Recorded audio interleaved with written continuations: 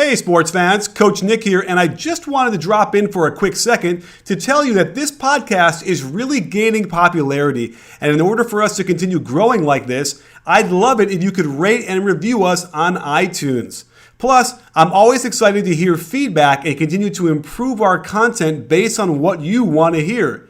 I know I'm in. Are you? Will a team's overall record matter in the MVP race? Just how good are the pieces around Russ in OKC? Would Greg Popovich win 50 games coaching this year's Bulls? The only question left is, say it with me, you win?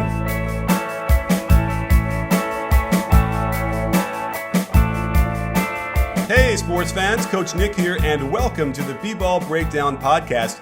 Again, today, as always, we have Coach Dave Dufour on the show to do our weekly podcast. So, Dave, thanks for coming on the show. Awkward interaction to start. Hello, How are you doing? I'm doing great. Just talked to you last night, just like I pretty much talk to you every day. So yeah, still doing about the same. All right. Well, it's always great to talk to you and see you, even though the people who are listening just can't see us. Maybe one day we'll post a little bit on the YouTube channel where they can watch our glorious talking heads. Yeah, especially when we do it in the morning and we're like wearing glasses and our eyes are red and all of these things. So yes, and our hair is unkempt, or at least mine is. Yeah, you have to have hair to have it be unkempt. Right. So. Well, your beard is a little messy this morning. It is. It's still a little like bedhead on my Yes. Well, let's get into a little NBA to start with, as we should. I thought we'd start with the MVP race and where that stands and your thoughts. Who do you have to start with the NBA, with the MVP? Well, I'm sticking with James Harden. I think that your record does matter. And while what Russ is doing is incredible, James Harden is carrying the Rockets to, they're right behind San Antonio for the 2 seed. They're a solid 3 seed. And that matters. He's leading the league in assists, and he is, 4th in scoring. And this is not to diminish Russell Westbrook, but I just think that your record, and as the MVP voting has shown historically, your seeding does matter. And Russ is doing some incredible stuff. I mean, he's still averaging a triple-double despite the other night where he had a 0 assists, 5 turnover game and was ejected in Memphis. He's still having an incredible season. I just tend to lean toward Harden. Did you watch any of that Memphis game? I know we were covering the other game last night, but did you get a chance to see what was going on and what got up his butt so much? So there was a shot clock violation that was called incorrectly. So not a shot clock violation. Yeah, I think he was right about it. And I wonder if maybe Memphis had been physical with him a little bit and he wasn't getting the calls that he normally does. But he got 2 technicals back to back, which I always hate because it's like, okay, come on. It's sort of like if you get a parking ticket and then 10 minutes later you get a second parking ticket. How about you give him a chance to cool down before you throw that second tee, unless he does something that's worth getting thrown out. And what I saw was, he said the call was BS and he did the arm wave and he was walking away when he got the second tee. And I just hate to see that because no one paid money to see those referees. Right. Well, yeah. I mean, I'm going to have to fire it up there and watch it myself just to get my mind's eye on it, or maybe while we're talking I could find it. But either way, it's like it's a game in December. The referees blew a call. Who cares? Now, that said, it kind of felt like this game was, they weren't going to be able to beat the Memphis anyway, right? Well, I don't think they were going to. But at the same time, they are – so Oklahoma City and Memphis are neck and neck right now in the standings. And Oklahoma City, look, I understand. Like, these games do matter. I know it feels like they don't because the playoffs are so far away. But the difference between being a 6 seed and a 7 seed could be decided right now. And Oklahoma City and Memphis are probably in that 6-7 range. I think Memphis has a little bit more potential to get the 5th seed than Oklahoma City does. But this game, it matters in the head-to-head. I think that they're gonna be pretty close in the standings. So, I understand. And as a matter of fact, like, to give Russ credit, he's kind of doing what we want players to do, where they care about winning every single game. Yeah. Russell Westbrook's not taking any rest nights. Russell Westbrook is going to play his 36 minutes a night. And this is sort of, this is good Russ to me. Like, I know, like, bad Russ is the wild turnovers and the, the forced shots and things like that. But what good Russ is the competitiveness and the fire. And so, I don't want him to tone that back. Now, I think that the referee should have just, after, give him the first tee if you feel like he's out of line, but allow a cooling off period, Mm-hmm. And absolutely. I'm looking at the stats right now to compare, like, I guess, who are the usual suspects here are going to be Westbrook, Harden, and Durant, I imagine, all in the West. Nobody, I mean, I guess you got to throw LeBron in there as well, and just because he's always in there, but there's that fatigue. But let's just, looking at these guys, Russell Westbrook leads in virtually every stat and every advanced stat as well. I know that Harden has taken the lead on the assist level. Actually, Russ and James Harden are equal in the turnovers per game issue. And although Harden plays a couple more minutes now, so it's actually Harden, I would suspect, has a lower turnover percentage or lower turnover rate. Now, one thing that's interesting though is you look at the win shares. And win shares per 48, which is supposedly supposed to, like, that's supposed to mitigate your teammates a little bit, right? Am I correct in assessing that? Yeah, it is. And he's got the lowest one kind of by far. His win share per 48 is 217 compared to 274 for Harden and 288 for Durant. Again, even though it's supposed to factor out like how good your teammates are or not, there's got to be some sort of thing there involved. But that's the one interesting thing that kind of popped my eye. But other than that, I know that the Russ fans are going to certainly argue that like that should give it to him. But it sounds like you want to go for team wins is going to decide it. Well, you bring up win shares, and in order to get win shares, you have to have wins. I mean, that is a factor in the equation. So, are you a monk in another life? Yeah. That sounds much like that's a cone. In order to have win shares, you must have wins. Yeah. So, I mean, I think that the wins do matter. And now this is where it is early. Russ is 5 or 6 games, I guess. Oh, excuse me, not the Russ. The Thunder are 4 games behind the Rockets in the standings. But those are huge 4 games. I mean, it's hard to, it's hard for me to envision the Rockets falling back or Oklahoma City going on a tear and catching the Rockets. I would guess that what we have right here, where Golden State is 1, San Antonio 2, then followed by Houston, LA, Utah, OKC, and Memphis. I think that top 7 is going to be pretty static, except for maybe 5 through 7. I think that that's basically what we're going to have when the playoffs roll around. The 8th seed is going to be a wild card. And I wouldn't, like, the Pelicans are now 2 games out of the 8th seed. If that tells you anything, given how they started, they're only 2 games out. So I think that I don't know. I tend to lean toward team wins being important in the MVP race, which I don't know. Maybe we could talk about how the MVP award is not actually the most valuable player, but it's the best player on a good team or one of the best teams. Yeah, which is what it is. This is what also just kind of frustrates me too, as well, because it's a very vague notion of what it's supposed to be, and we've seen crimes in the past of just guys who should have gotten it. Although again, what is it? We don't know what it is, and it's never really been defined. There very well just could be a statistic we could come up with that combines all this stuff and somehow picks it, so you don't have to deal with any kind of emotional notion to it. Although I guess that's what sports is about. But I would tend to side with the wins kind of thing. I just feel like you're splitting hairs a bit with the Russ versus Harden seasons, right? These are both historically fantastic years. And at some point, it's like you got to put a value on something. And I suppose I would say, wins. Now, again, do the Rockets have that much better of a team than the Thunder? I keep advocating for the Thunder's players. I feel like they have, good players, and more importantly, what I like is that they built it well, right? Like these pieces, as well as they're probably playing at almost close to maximum potential. Would you say? Yeah, they are, but that's problematic to me.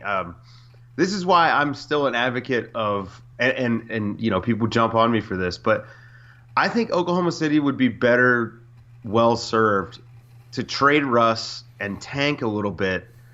That way, because they actually have some good pieces around him, but they need more than just Russ. And right now, that's all they've got. Like, Oladipo is a nice player. He's having a really great season because of Russ. Adams is having another nice season after really showing up during the playoffs last year. Enes Kanter is arguably the sixth man of the year. If you were giving out the award right now, he's probably the winner. He's been really good. I mean, he's averaging 18 points a game off the bench. Oh wow! I don't think I even realized that. How many rebounds is he getting? Any? Oh, I don't know. But they have some nice pieces, and this isn't an anti-Russ thing. This is just Russ's timeline. Like, he's 27. He's about to sign a huge contract, and they're going to be handcuffed with this team for the next 4 years, and it's just not good enough. They're going to be a 7 or 8 seed, or 6 or 7 or 8 seed, and other teams are going to get better. And so it's tricky. They're going to really have to nail the later first and their second round draft picks every year, and hope that they can turn themselves into San Antonio slightly north. I just think it's tough for this team as currently constructed, because Adams is getting that huge extension. Oladipo is going to be extended. They're going to be locked into this to this roster. And, I think you could get a huge haul from a team like Boston for Russell Westbrook. And I think you could really relaunch you could have a quick rebuild and have the potential for a young star that you can lock in at a cheaper contract and go forward from there. I just think I don't know. I mean, and maybe that's the NBA, new NBA media way of looking at things. Well, if you can't win a championship, you ought to tank. And that's not necessarily the right way to go either. So I don't know. It's tricky. Well, we interrupt this program to insert an editorial retraction, which is Enes Kanter is averaging 13.4 points a game.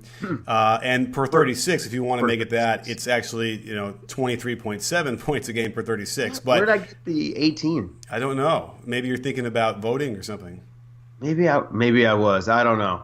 But I really 13 and 18 a game. 13 and 6 is no slouch in 20 minutes a game. He's not doing anything else pretty much across the board. But no, I think the point is made that there are good pieces. They have the productive big man off the bench. I like Steven Adams. He can really do a lot of things out there, and he's tough. I mean, those defensive plays he made down the stretch in the game that I broke down, were as vital as anything that the Russ did down the stretch, without question. And I argued, unfortunately for me, that Russ could have gone off and detonated like he did, and they would have lost because Adams saved 3 layups, literally layups that were just going to go in, and he blocked them out of nowhere. So anyway, the point being that they have a good team around them. So so their maximum potential is 49 wins. Maybe like 50, barely, maybe. A second round exit, probably. And they'll probably do that. And there's no shame in that, right? That's what you want. You want to be able to play to your potential. But you're right. The way that this is playing out and the way that Russ plays, it's interesting to see if, what would they do to keep him and then get to the title chance? They have to get another Durant. Is that that's the solution? Well, let's say that they would have cap space, which I don't have their cap sheet in front of me right now. I guess I should have pulled it up, but I didn't know we would get to this point. If let's say they have cap space, what big marquee landscape changing free agent is going to sign with Oklahoma City? I mean, it is the Russell Westbrook show. There's been a lot of murmurs that Durant left because he didn't want to play with Westbrook. Why would a guy like Blake Griffin, who Blake Griffin is on the way down, so I don't know that OKC would want to sign him to a max deal during the offseason. And I don't know why he would turn down the 5-year max from the Clippers. But let's say Blake Griffin, because he comes up all the time. He went to college there. Why would he sign in Oklahoma City? I can't come up with with the way that would happen. I mean, maybe you could get Paul Millsap because he's going to be 31. But Toronto is going to go after him, and Toronto is a good team that's up at the top of their conference. And like I think Paul Millsap goes there or goes to Boston rather than going to OKC. So I just think that you have to develop from within. You have to hopefully nail the draft, and unfortunately, the later you get in the first round, the less likely you are to get a player that's going to contribute. I mean, this is just the facts are in on that. Right. We know. So I don't know, man. It's a tricky situation. Yeah, they're in purgatory pretty much, right? Where they're good and they can, continue to sort of be good, and then when Russ starts to break down or gets old, then they're going to be, problematic. So what you're saying to me is it's almost like a style thing and a Russ thing where he's not a magnet, and then the way they run their offense, because, let's just say Russ is playing in a system like, Golden State. Well, I would think that people would still want to go there. Hence, that's why, ergo ipso facto, that's why Kevin Durant went, because he saw that he knew that they already had the guy, the man, but the way they played, it would be easier for him to be able to blend in and play that style. And obviously, it's worked out really well for him. So it's almost a self-fulfilling prophecy, right? The way that they play, the way that Russ plays, and the way they've allowed Russ or whoever, I mean, that's the question is Russ dictating the style? Is Donovan, this is not Donovan's offense that we saw at Florida, what they're running. Yeah, well, I said this when Donovan got hired before the Durant's last season. And, I was like, okay, so if you're hiring a coach with the thought that he's going to keep Durant in town, Donovan is not the right guy. Like, Donovan is not some offensive dynamo. He's a very good recruiter. And this is where, like, we could go into this. I mean, oftentimes a lot of college coaches, they're not necessarily great coaches, but they're great recruiters. Okay. So they're good at selling their program, and usually if you have the fastest horses, you're going to win the race. Like, that's how basketball works. Like, if you have good athletes and stuff like that, you're gonna win more games. And so I was never impressed with Billy Donovan's offense in Florida, but this is nothing like even what he ran there. So, but the NBA and college are so completely different. I mean, there's so much more pick and roll in the NBA. And to be fair to Russ, when you've got a guy that is as elite in isolation and in pick and roll as he is, I would run that 40% of the time too. Yeah, I mean, I would like to see a little movement beforehand, and every once in a while they uncork something where Russ brings the ball to the wing, passes it, and then comes around something, and it's a great shot. Almost to the point where I should do a breakdown on just those possessions. It will take me a while to dig them out to get like 12 really good, juicy ones, but it might be worth it just to sort of prove a point there, which is also the same point I'd make with the Knicks triangle. Like when they run the triangle, they get really good shots, and that is a video I'm going to do unless someone else steals it from me, but I doubt it. And again, this actually circles around to something I thought just kind of grabbed me about. You're talking about college coaches coming to the NBA, and I'm looking at the standings, and we mentioned we were talking earlier about the Wizards making a big push. Well, what would you think? What would Chicago say if, like, the Knicks break their playoff absence streak before the Bulls do? Like, the Bulls don't make the playoffs again. Like, can Hoiberg? Is there any way? I don't think Hoiberg even won't even finish. He won't. The exit interviews won't be done before he's done. He's gone. Yeah, I don't think Hoiberg is a good coach at all. I think that what he did in college, again, this is I mean, we've seen this a lot in college football. You get a guy like Chip Kelly, he's a good recruiter, and he runs a high-paced offense, and it works in college. And then you try to do it in NFL, and you're playing against the best athletes that play this sport. Well, this is the NBA. It's the same way. So, and then also, as a coach, you're not putting the team together. So, you would think that when Gar Forman and John Paxson hired Hoiberg, they would say, well, we're hiring you because we've been tired of our stagnant offense, which is actually a myth. We're tired of how our offense was, and we really want to open things up, and we want a more entertaining product and all this stuff. So here's Rajon Rondo, Dwayne Wade, Jimmy Butler, Taj Gibson. I feel like Hoiberg, I don't think he's a good coach, but I also think he's gotten kind of a raw deal as far as roster construction goes. So I'm going to give him the benefit of the doubt because he was good at Iowa State. It was Iowa State, right? I don't know. Yep. I don't follow college basketball. But I follow it enough. Like when these guys get hired, I'll go look at game tape because I want to see what they did to see what they're going to bring with them.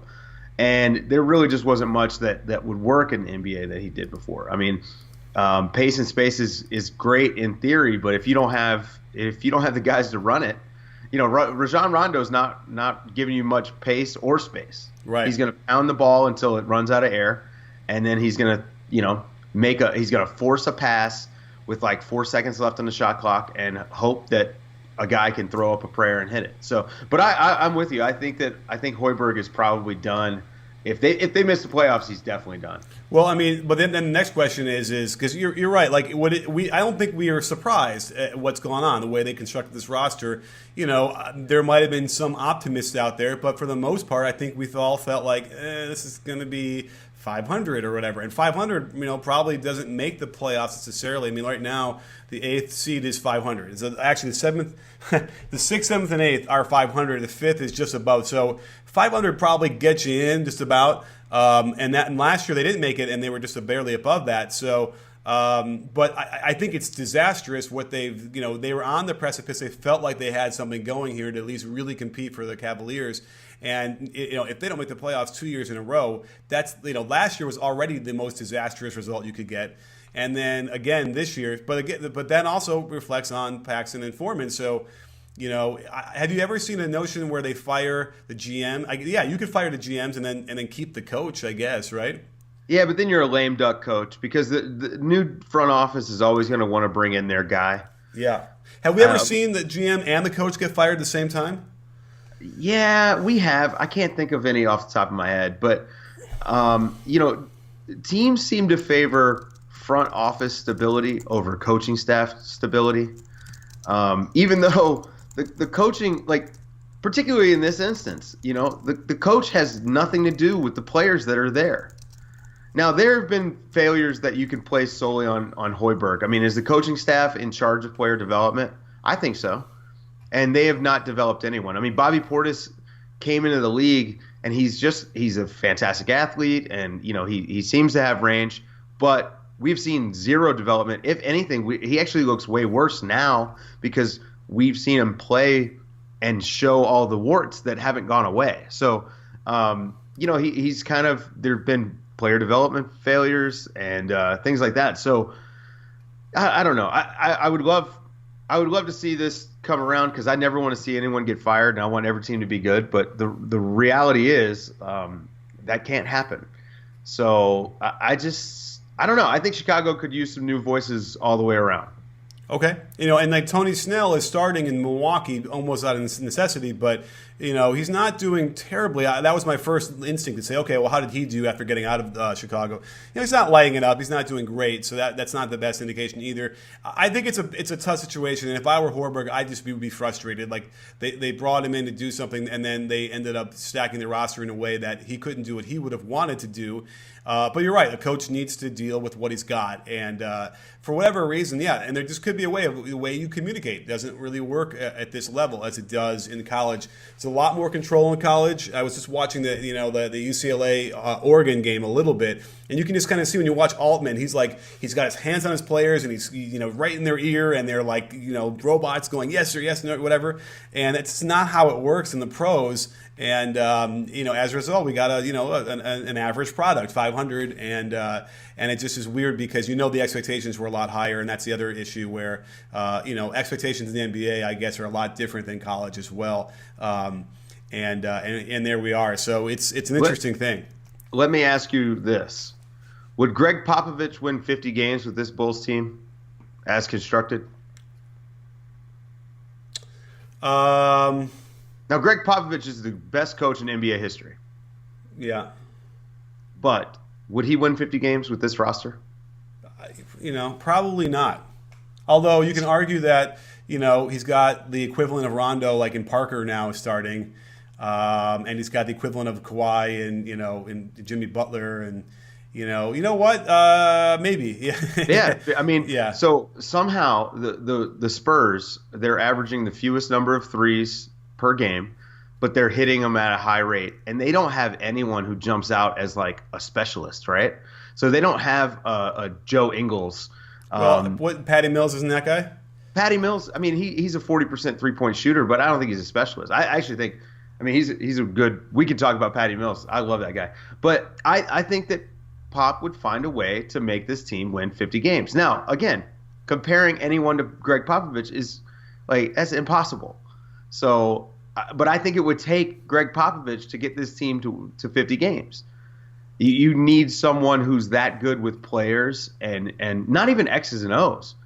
I mean, any monkey can learn X's and O's and draw up plays and figure that out. But it's figuring that out with the personnel that you have, and then having the intelligence and the humility to be able to move away from things that aren't working and find things that will work. And that's what Pop does. Like, Pop doesn't have – like, people like to – they always like to point out the Spurs system. Well, the Spurs don't have a system. This is why they've been so good. What they do is they find guys that fit their culture, and then they build their system to work with those guys. And I guess. I mean, I would argue that to some degree because, certainly over the last, and I did a breakdown where I broke down their offense over their 5 championship seasons and how much it changed. Okay. But over the last 5 years, they've had motion weak, motion strong, but I think what your point is and that there are a lot of options out of that in the same way that triangle has a lot of options. And what I think what you're saying, or at least what I hear you saying, is that they can pare down and get rid of the options that don't work so well for them and add the ones that do, because I think that's the point. The system that they have is that flexible, right? Right. It has concepts and principles, but it's flexible enough to say, as you go through the season, okay, this ain't working. Don't throw it there when we get the ball there. Just go it to this one or that. Give you 2 options instead of the 3. I think that's what you're saying, right? Yeah, they don't pigeonhole. They're not trying to take like David Lee. They don't have David Lee freaking running or spotting up in the corner, right? Like, that's not his game, and he can't do it. But Pau Gasol can. So they've been making Pau Gasol shoot more threes. And now Pau Gasol has been reticent to do that in recent years, but if he wants to play for the Spurs, that's what he has to do. And so it's about finding these guys, finding their strengths, and then tailoring how you fit them into your offense and your defense. Let's not forget, David Lee is a perfect example of this because he's been the worst defender almost every single season he's been in the league. And not from lack of effort. He's just not good at defense. And this year, he's actually been pretty good.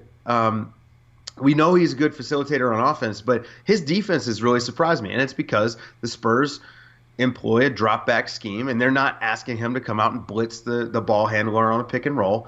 And this is good basketball for them, and it's good for him. So I just think that in Chicago – I don't know. I don't want to give Hoiberg a complete pass because of the personnel, but I understand. But at the same time, it's your job. You're getting paid millions of dollars to make this stuff work, and it's just not working. Even though if the playoffs started today, they're the 8th seed. Right. I mean, it's crazy. And by the way, and we were giving slander as opposed to the Spurs defense to some degree, or how they were, putting Kawhi on an island and attacking the other guys. But they're 3rd overall in defensive rating. They're 1st in their division. 26-6. So there is a level of nitpicking there. However, what you need to look at as far as the Spurs go is the crucible, and maybe the Bulls too, is the crucible of the playoffs and of the title chances. That's what they want. That's what they want to be judged on, and that's what's going to happen. So that's the other issue we have here when we're looking at all these teams, and OKC included as well, is that okay, that's great if you want to play Phoenix, and if you play Orlando. Okay, I get it. Those are the teams you're going to do that against. But who can do it against the tough teams when it's a playoff series and they're ready for you? And that's what we're kind of trying to judge a lot of these teams on. You know what I mean? I think that sometimes gets glossed over. Yeah, I mean, it's important to beat the bad teams. I think the sign of a decent to good team is that you beat the bad teams. Oklahoma City's been doing that. The Bulls have not. The Knicks have started to do that. I think the Knicks have actually turned a corner. The Hawks have struggled to beat the bad teams. And so, that's one of those – to me, that's the easy eye test thing that you can do. Okay, is Oklahoma City going to beat the Magic? If they played a 7-game series, would Oklahoma City sweep the Magic? Probably. They might give up a game.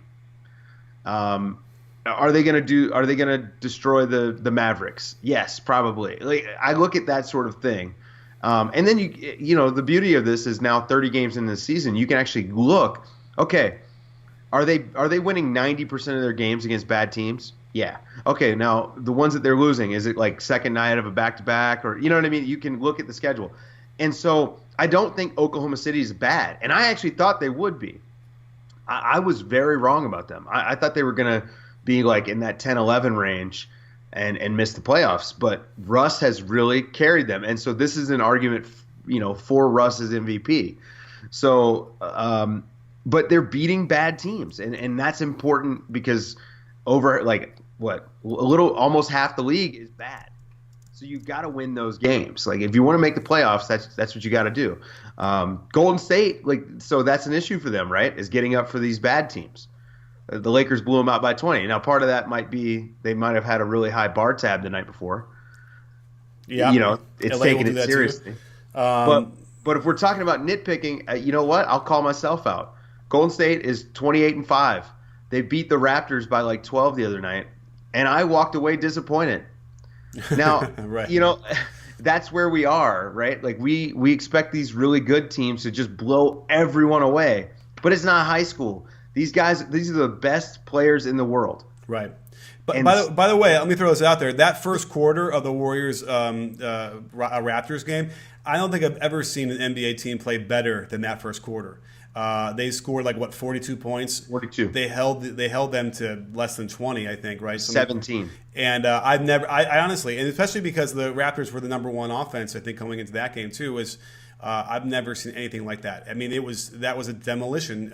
It's been a long time. I can't really remember the last time I've seen that. So there's those inklings where, okay, when they really want to do it and they got a chip on their shoulder and they want to sustain it, they can do it. And we've seen it, and that's what you got to be afraid of if we do play them.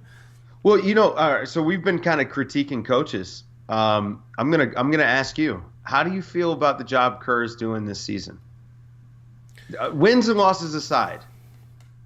I think he's been, I think it's fine. I think he's good. I think he's managing a lot of different things. And I don't really have too much of an issue. I mean, I know there's some rotational stuff. And probably Iguodala might be sort of reliving old glory. It's not there anymore. So the only thing I could look at is maybe the rotations, which, again, that's always the hardest thing, right? You're spending all this time trying to figure out, well, okay, who do I play with whom? So, but for the most part, yeah. And when they lost to the Cavaliers, it was probably their first playoff intensity atmosphere game with Kevin Durant, really. So it sounded like, all right, they're going to probably have those issues where they kind of, melt down a little bit down the stretch, and they have to learn, just like a young team has to learn how to do that. But overall, I think he's been good. I think the only thing I'd say, is the lineup issue. What is your beef? Well, I don't have a beef. I mean, I like Steve Kerr. I think he's a good coach. Possibly a great coach. The thing is, I think he's having a hard time getting these guys to stay engaged. They get bored. Mm-hmm. They were up 42-17, and I think they were what were they up 15 at the half or something like that. I mean, the game got really close after having a 25-point lead. And for a team this good, that just shouldn't happen. Now, this is the Raptors are a good basketball team, but they are a notch way below. They're 12 points worse than the Warriors, right? At least. Yeah. And so you really want to see Golden State close these games out in 3 quarters, and then they can have their guys resting in the fourth. That worked really well for them last year, and the year before. So I just think that he's got to figure out a way to keep them engaged in the game. My idea, and I don't know how you feel about this, but I'm going to ask you. I would like to see him, when they've got a big lead in the first quarter, I would like to see him shake the rotation up a little bit and start the second quarter with an all-bench unit. Just send out the young guys. Let them fight and scrap a little bit.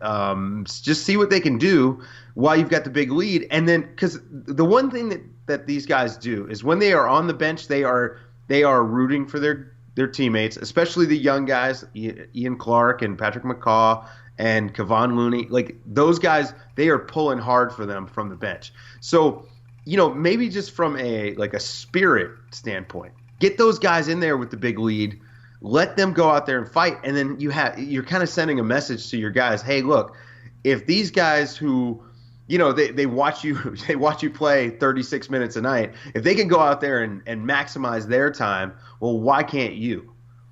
And that's just me thinking about it from a lower lower level of basketball. But that's something I would do, is just let's see if these guys are willing to go out there and fight. I mean, especially like Ian Clark. That guy's he wants to get paid this summer, I hope, and he should. So he's going to go out there and do his best and showcase. He's not going to loaf. Right. Kevon Looney wants more minutes, I'm assuming, and let these guys have a chance. And it also the other thing is it gets those guys more rest, and more rest is not bad.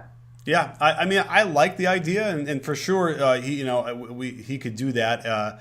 I don't know if that helps them learn how to step on the opponent's throat and finally just end it, but it certainly, I see your perspective, from managing, egos and people on the bench and whatever. That's also part of it. Doesn't seem like that's an issue there, and everyone seems to know their role and why they're there. But without question, it's something that Pop does very nicely, and he gets all those guys a lot of minutes. And so, if in the unlikely event you need them in a really important thing, well, they have experience to build from because they did get those minutes that they otherwise might not have. So, I'm in. It's a good idea.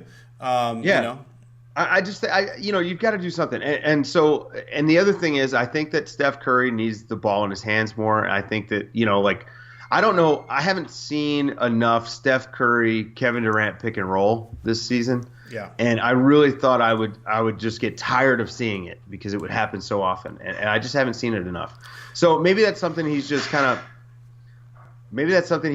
holding out for the playoffs, or at least, late season run. But right. Yeah, well, the problem with hiding that is that then you haven't done it enough to be useful and to be used to it. But Steph Curry's pick and rolls are way down this year, and as a little subtle hint to a video that might be coming up soon, that is a problem. I think that when the biggest issue I have with Curry the way he's playing, although the dude he's averaging 24 and whatever, he's lightening it up. But is that when he's off ball as much as he is now, you can rough him up, and the referees are really tolerating that. Which I'm not going to argue. I'm like, that's fine. That's the precedent. They're going to let him do it, but you can't rough him up when he has the ball like that, and that's the only way you can really protect him. And so if they want to get that mitigated and fixed or whatever, then he's going to need to be more on the ball and ISOing and getting pick and rolls on top. And the Kevin Durant pick and roll with Curry should be and would be lethal. Throw Klay Thompson in there too, like it's a little pin down into the pick and roll, and that would really be something. And hopefully they start doing it. I'm going to break into their offense pretty quick and do a big what they're running on them, and we'll see what's going on in the more I want to chart it a little bit better, but there's definitely an absence there. And speaking of absence, we have an absence of somebody in the entertainment world recently that was very sad. What are your thoughts about Carrie Fisher dying? Well, I mean, obviously it's a huge bummer. We're bringing this up because we both just saw Rogue One a few weeks ago, and we talked about it here on the podcast. And it was unexpected. She's 60, or she was 60, so you don't expect this anymore, which is, I guess, says something about where we are as a society. We're living so long now that 60 feels like it's still so young, and it really is. I mean, I'll be 60 in 25 years. That feels like it's very close. So really, really sad. And then her mother passed away the next day. I mean, it really. And 2016 was kind of a rough year, and I think next year is just going to be worse because if you think about it, TV and media really kicked off in the 50s, 60s, and so all of those people that are still around are getting up there. And then, the 70s and 80s was really when big time movies started happening, and we started following these people. And, so I think it's only going to get worse. But the Carrie Fisher, I mean, I was in basketball practice, and I got out and came home, and my wife told me, she was like, "Oh, hey, Carrie Fisher passed away." I was like, Right. I mean, "Yeah, it wasn't as much of a surprise in a way that I think the day before she'd had an issue on the plane and they didn't land and they whatever they did, but I don't think she ever recovered from whatever that was in the plane. If you're unaware of the relationship she had with her mom, it is almost poetic that her mom would die the next day, almost in the sense that like. I don't want to be cynical, but like the mothers never seem to be able to handle the spotlight off of her. And so I think Carrie Fisher would have probably written something really witty and funny and biting about how, her mom would have, died right, after that, as well, which is just macabre, but also fascinating. If you ever watched Postcards from the Edge, did you ever see that movie with Meryl Streep? yeah." So that's Carrie Fisher's pretty much her life story with Debbie Reynolds as the mom. And so it was a true story. And so, it's just kind of crazy. But I like what you said about the notion of the 70s. The 70s became the blockbuster era, right? When Jaws and Star Wars and all these movies came out. So, yes, all those people are becoming that age now where all people like us who grew up with those idols, are probably going to get up there pretty quick. It is crazy. Although as the technology evolves, perhaps it doesn't matter. Well, let's hope. I'm all about being able to download myself into the Matrix. Like, I'll take a cyborg body, just keep the brain pumping. So yeah, I'm all about that. Yeah, like well, just to touch on Carrie Fisher again. Like, obviously, Star Wars is huge, and everyone knows her as Princess Leia, but there's like a few articles out there with a bunch of different things. Like, she was just one of the most witty and just incredibly like funny people. The roast that she did of George Lucas, which is now probably everyone's seen it, is just hilarious. She has me dying. It's super sad. It's such a bummer. Yeah, it really, it is, and she's Princess Leia. I mean, it's an icon, and it's weird. It is weird to sort of process that. Although we already started to go through it a little bit with like Michael Jackson passing away was a big one. But then, and then George Michael passed away. It's just really bizarre. They all kind of come in threes. So I guess it was George Michael, Carrie Fisher. I guess we'll count Debbie Reynolds, right? Reynolds. Yeah, I guess. And then some comedian died who apparently was big. I didn't really recognize his name, but no, you didn't hear about that. You start seeing all those RAPs on Twitter. You start looking at them, but it was. I'm at the point now with Twitter where anytime I see someone's name trending, I am assuming that person died, and it sucks. Right. Okay, that's unfortunate, but yes. And when you mentioned The Matrix, by the way, because I started talking about it on Twitter, I was watching it the other day. I've been watching a lot of movies. The best part about that movie, because someone said, I kind of lamented the second and third ones it was kind of bummer. It's a bummer to watch the first one to realize what happened in the other two that weren't very good. And then someone said, other than the opening 30 minutes of the first one, it's really just a very ho-hum, normal, action thriller movie. And I said, and that's kind of true, but in the context, it changes everything else in a way that irrevocably in a much more powerful way. But I think the point of what they make is that you're not the one until you're either believe that you're the one or you're ready to be the one, and I think that is really applicable to everything, especially basketball. Oh yeah, dude, the alpha dog mentality, which is like such a huge thing. Russell Westbrook is kind of that guy right now in the league. Like, I mean, he took that from Kobe, the guy who never remembers his last missed shot. Every player I coach, I tell them all the time, like, they'll get frustrated when we're fixing mechanical stuff and they're missing shots. I'm like, look, it'll come. I don't know how many millions of shots I've missed in my life, and I've for sure missed more than I've made. And I don't think about any of those misses, but I can recall quite a few of the big makes. And that is kind of like what you're getting at, right? Like, well, kind of. Although to me, It's not alpha dog. To me, it's more like just the peace of mind of being in the moment and just being able to perform whatever your role is on the team. Certainly like the Curry, and I use the Curry example a lot, maybe on the show too, where when you're watching Neo fighting the agent at the end, and he's not even looking at him, he's just like blocking everything. He's looking at his hand, being like, "This is amazing. I am the one." That expression on your face, that to me is an ideal. And I know that Russell Westbrook's ideal is the opposite, with smoke coming out of your ears and a big scowl. But I don't know, something about being, like the Luke Skywalker, having the Force and having that sort of calmness with that energy. That to me seems the ideal. And if we could, and I think what Steph had been doing with his training was to train his mind to get into that mode. And the question now is can you sustain that? Has he been able to find that in more recently? And it doesn't feel like it, right? It doesn't seem when he's out there that he has that energy. Okay, so you mean more like being in the zone rather than the alpha dog? Yeah, no, I think it's in the zone. All right. Do you know about flow states?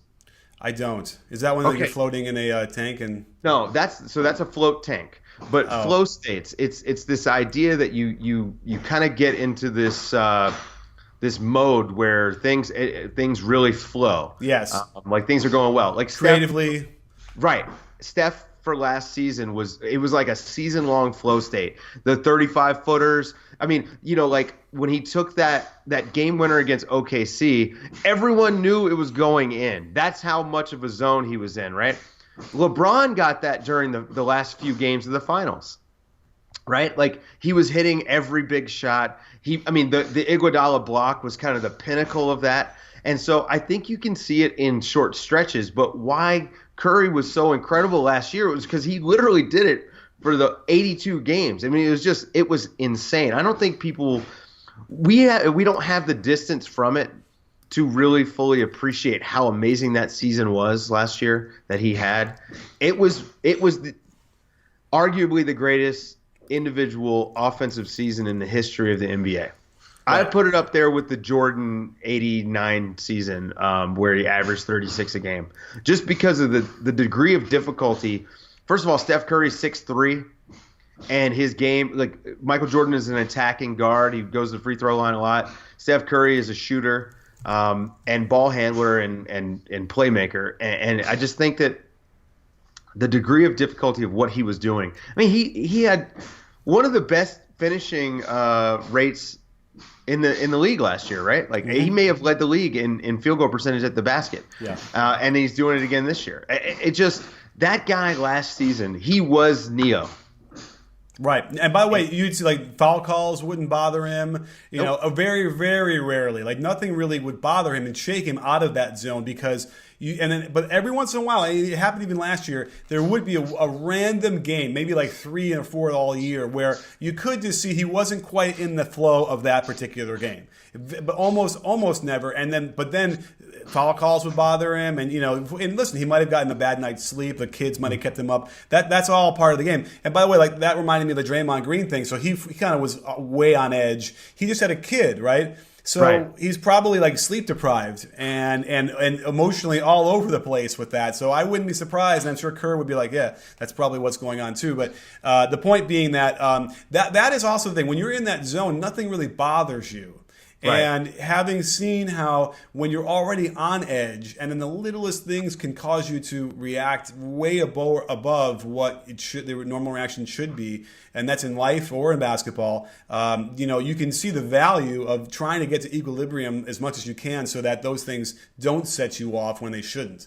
I think an interesting thing to look at would be to compare Curry's body language during the season last year, like during one of their big runs, to how it was after he slipped on the Monty Eunice sweat in the playoffs, because there was a distinct difference between those two players. Now, of course, part of that is physical because of the injury. I mean, Steph Curry, if that had happened during the regular season, he would have missed probably 2 months. Right.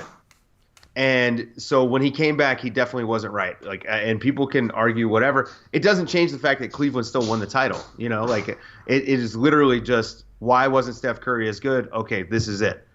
But I wonder, and this is something I haven't even thought about, but I wonder if I go back and watch the tape, if his body language is different. Because, there's like swagger is important for basketball players. You got to have confidence. But putting the ball through the hoop is very difficult, especially, like shooting threes, like 23 feet. Like, it is extremely difficult, and it becomes mundane to us because we watch so many games and these guys are so great at it. But it's still very difficult. Go pick a geek off the street and ask him to take a jump shot and watch how miserable it is. And so just because these guys are really great at it, we've been spoiled. And so we kind of take these things for granted. But also from that distance, by the way, the margin for error is low. You have to really, if you're extra tired that day, then you're going to miss. You can miss several of those just by a few inches, and that's all it takes. So there's no question. And especially, I'd argue, it's even more important for that state of mind when you are a player like Curry, who's smaller and not a water bug, and, he needs to have that frame of mind to be able to, compete with the best athletes in the world. Yeah, absolutely. I mean, and so much of his development that we've seen is because of his leg strength, because of the attention to, building up his ankles and his knees and all of his muscles in his lower body to compensate for the injuries that he had with his ankles, right? And that's why he has the 35-foot range and his form stays the same.